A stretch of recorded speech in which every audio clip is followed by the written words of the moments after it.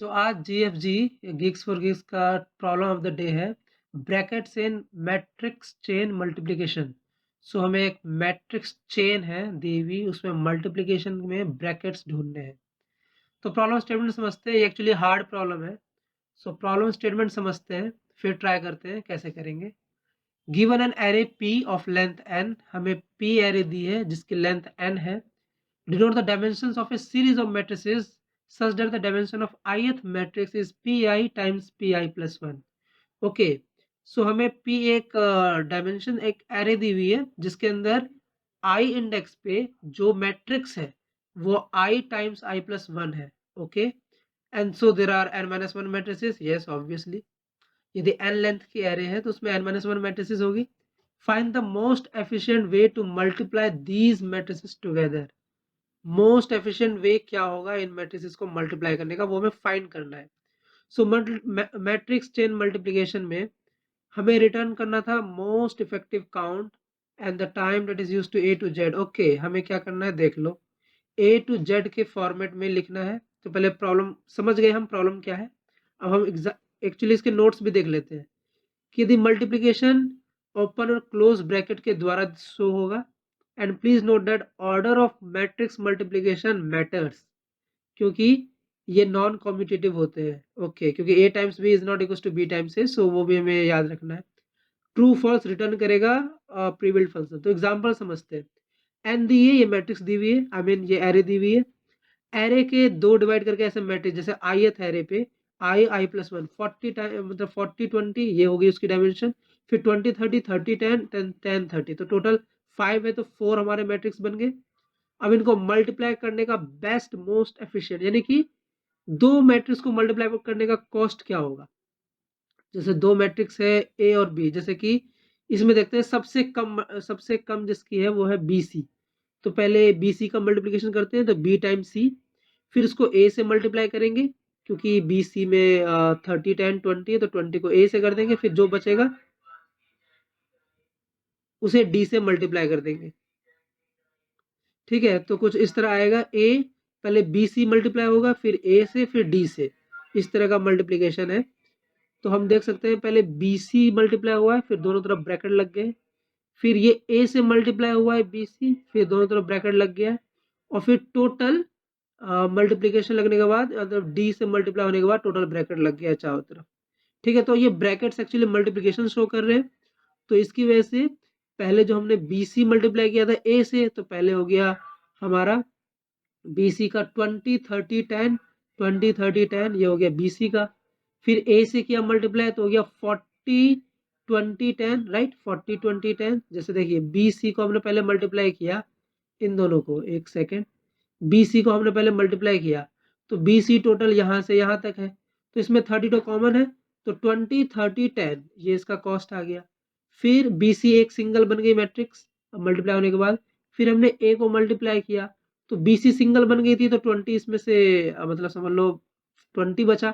ठीक है, तो ये 30 तो इसमें गायब हो गया, तो 20 10 फिर 20 फिर 10 40, तो 40 टाइम्स 20 टाइम्स 10, 40 इंटू 20 इंटू 10 ये आ गया।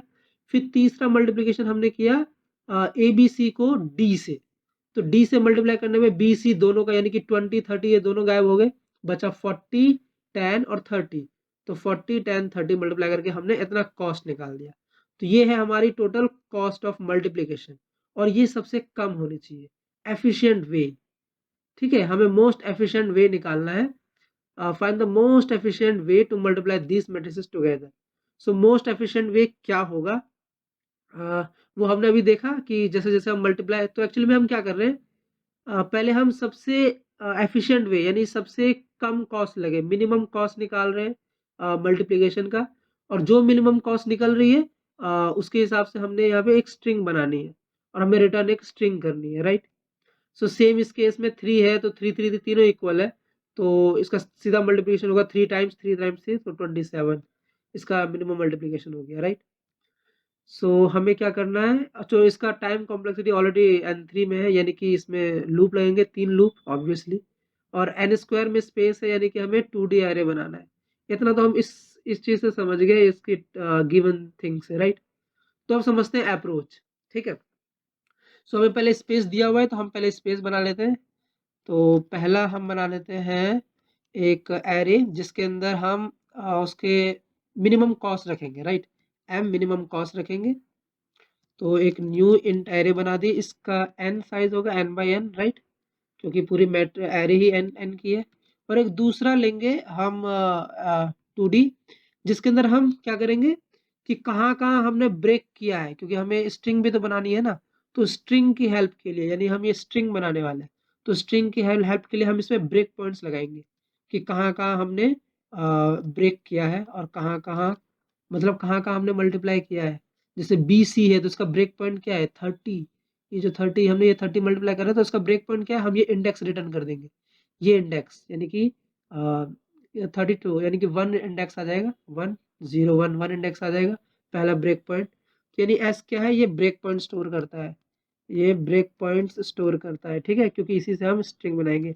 और ये क्या करता है, ये मिनिमम कॉस्ट स्टोर करता है, ठीक है, मिनिमम कॉस्ट। तो ये हो गया।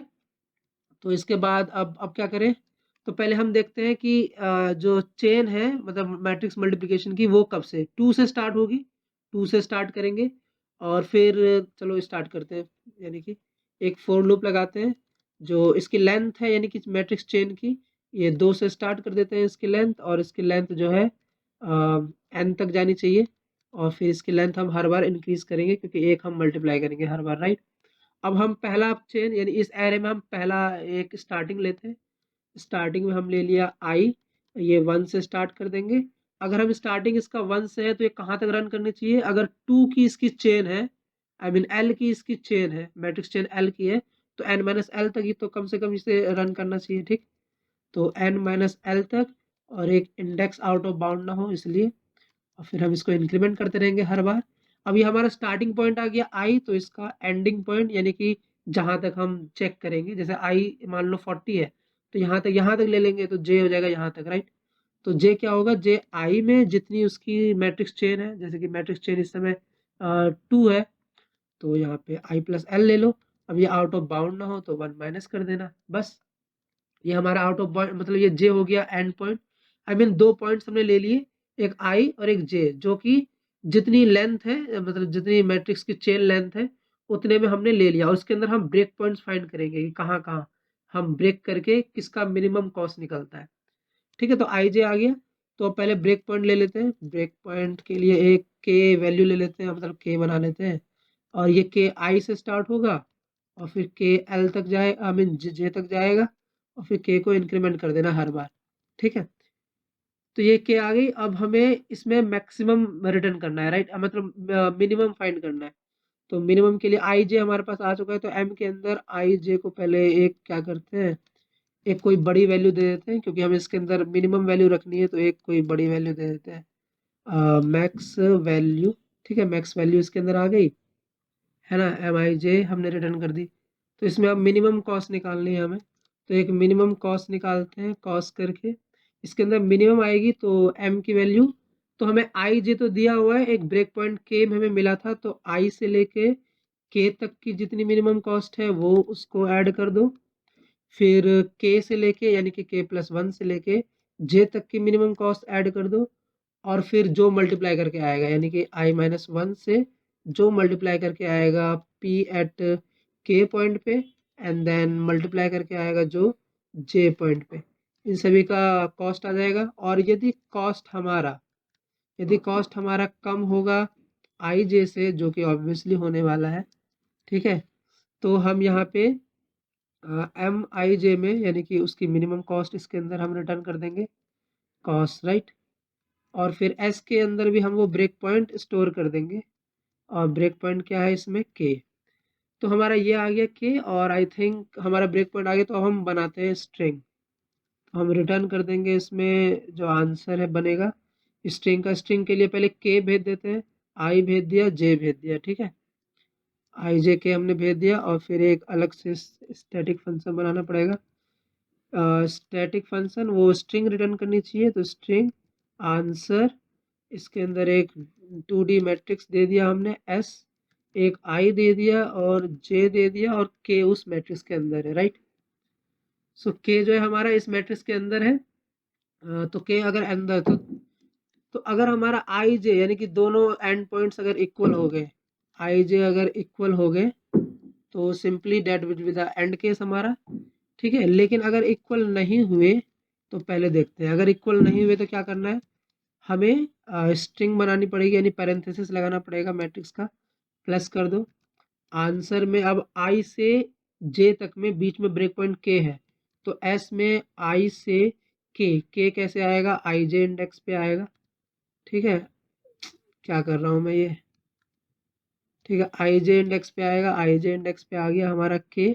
और फिर के जब आ जाए तो उसके बाद फिर के के बाद फिर क्या करना है, के के बाद फिर के से जे तक, तो हमारा आंसर एस के अंदर के है और आई की जगह इसमें के आ जाएगा, तो ये यानी कि S I J J plus one कर दो और जे तक हम इसको करवा दिए और फिर ब्रैकेट को एंड कर देंगे, ठीक है।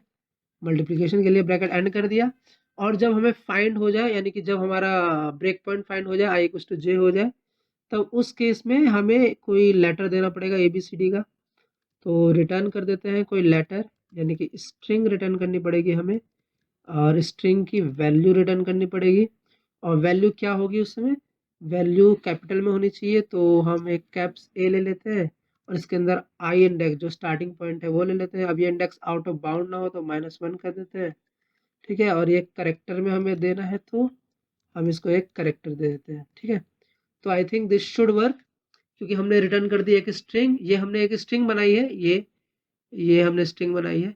देखिए शुरू शुरू से लास्ट तक ब्रैकेट लगाने, जहां जहां मल्टीप्लाई हो रहा है ब्रैकेट लगाने, आई से जे, ठीक है, और मतलब आई से के और फिर के प्लस वन से जे तक, ठीक है। ये ब्रेक पॉइंट हमने लगा दिया बीच में। और फिर जब ब्रेक पॉइंट मिल जाए तो हमें उसे एक करेक्टर का नाम देना है। ABCD में 26 लेटर होते हैं, तो ए है, ए में प्लस कर दो आई, एक इंडेक्स से बाहर ना जाए तो -1 कर दो बस। जैसे जैसे अगर सी लाना है तो इसमें आ जाएगा 3, तो 3 -1 2 हो जाएगा, तो ए के बाद 2 स्टेप, तो BC आ जाएगा हमारा, राइट। तो ऐसे आ गया, ये स्ट्रिंग बन गई हमारी, स्ट्रिंग आंसर। कॉस्ट भी हमने मिनिमम करके लिख दिया, कोई प्रॉब्लम नहीं। फिर I think this should work, let's compile first then let's C.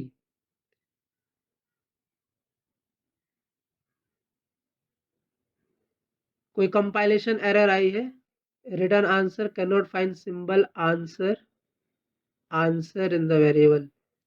Okay, हमने क्या कर दिया, कुछ गड़बड़ी कर दी क्या, SIJ, ओके IJ नहीं, हमें ये IJ हम क्यों रिटर्न कर रहे हैं, हम यहाँ इंडेक्स 1 से भेजेंगे लास्ट वाले इंडेक्स तक, तब I think yes, now this should work, now this should work because हमने यस ट्रू ट्रू आ रही है। लेट्स सबमिट दिस, सबमिट कैसे करते हैं, सबमिट कर देते हैं। सो हमारे 10 टेस्ट केसेस पास हो गए, 100 1000 या सारे टेस्ट केसेस पास हो गए हमारे। यस, हमारे प्रॉब्लम सॉल्व सक्सेसफुली।